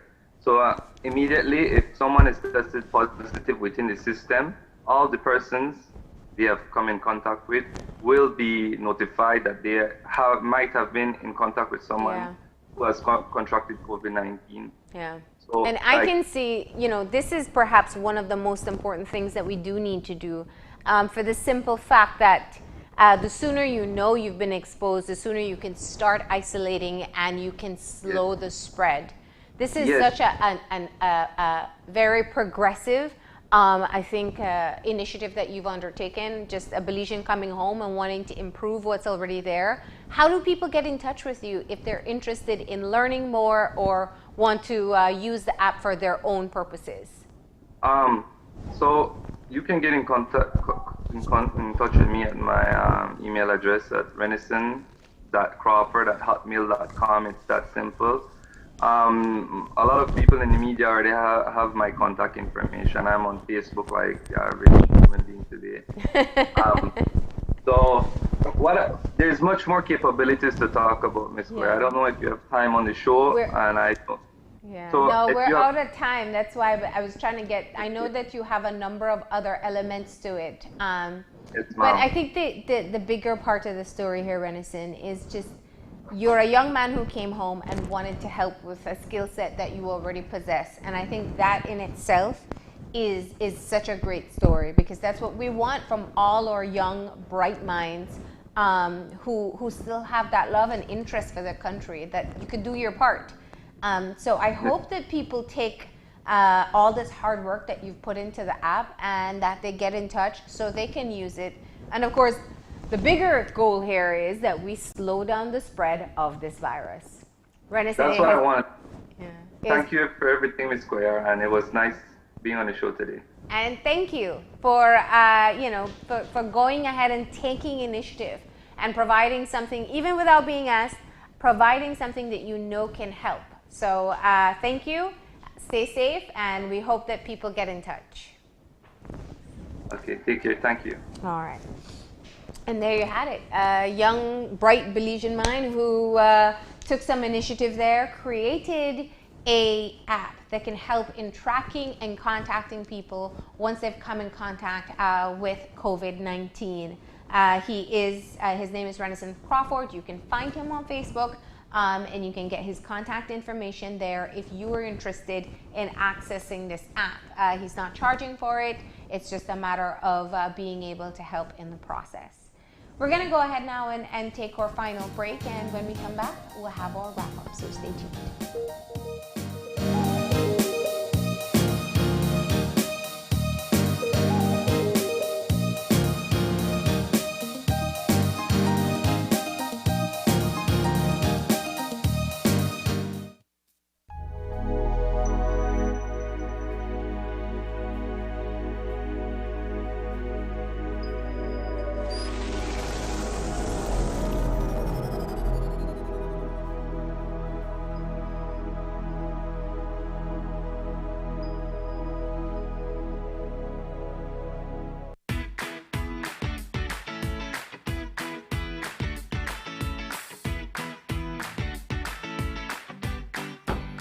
Why, Tony?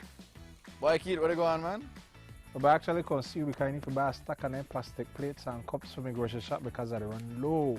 Boy, I stopped importing that thing since April 15th, you know. And I just ran out to the last batch, must be about like 3 weeks back, you know. Man, do I usually have that thing? What is going on? Check this, right? Under the new law, we ban all single-use plastics, so that the cups, plates, forks, spoons, and knives, all of that. Since April 15th, can't import none of them. Starting January 15, 2021, you can't manufacture them. April 15, 2021, you can't sell them. And after July 14, 2021, if you get catch with any other thing, you will get fined. Me never know this. I guess I have to make some changes then. I have to make the customers know that anything not available. Anyways, bro. Thanks, man. No problem, man. Take care.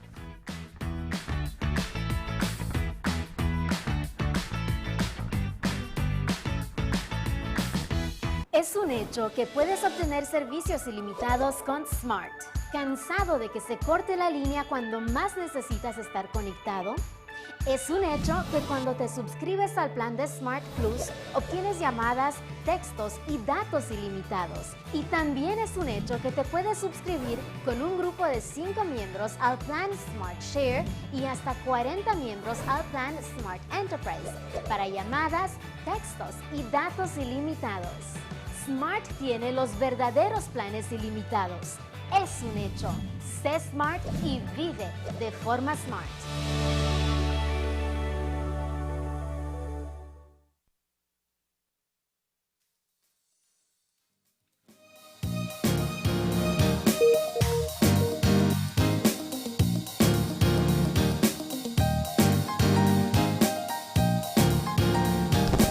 We're back, and we want to say thank you to our viewers who tuned in today. We know a lot of you at home would have benefited from learning quite a bit in our conversations today, and of course, cannot forget our viewers online as well. Thank you so much for tuning in, and we also want to say thank you to our guests who joined us this morning. We had representatives from the Ministry of Health and also the National Immunization Technical Advisory Group. What they're doing is starting the communication and education about how we are going to roll out our COVID-19 vaccines once we get access to them. There's still some undefined aspects about this process. We don't know exactly which vaccine we're going to get as yet. We know if it is through the COVAX facility, we'll be looking at April. and we're looking at 3% coverage for 3% of the population. But as they clearly noted, they are fine-tuning those protocols. They're looking at it from the district level all the way to the overall country perspective as to how people can get access and who will get that first access. And we also want to thank the Department of Environment for joining us to talk about POPs.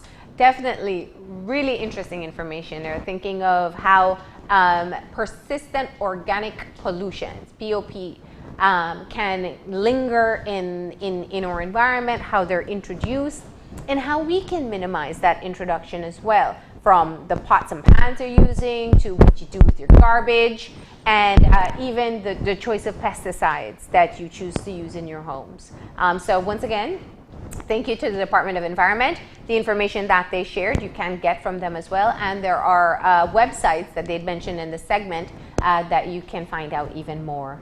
And we also want to say a big thank you to Renison Crawford. Renison is a Belizean who's studying abroad, who created a COVID-19 monitoring app that he is offering to, whether it's to businesses or to different departments that may benefit from having a proper tracking system to identify, to be able to share with others when they've come in contact with COVID-19.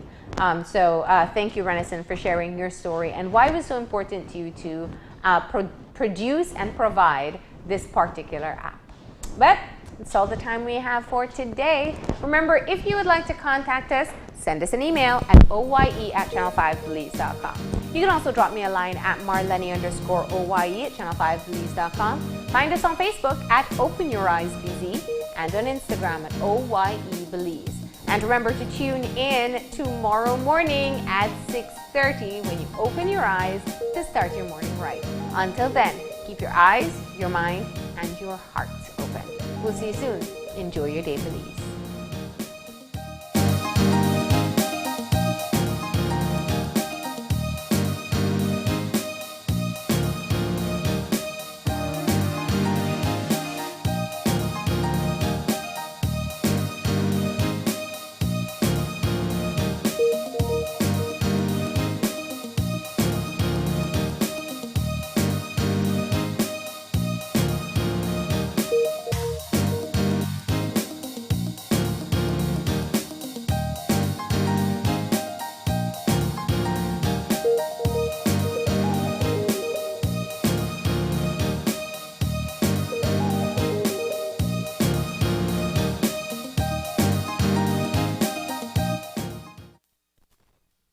Open Your Eyes was brought to you by the Belize Bank. Our country, your bank.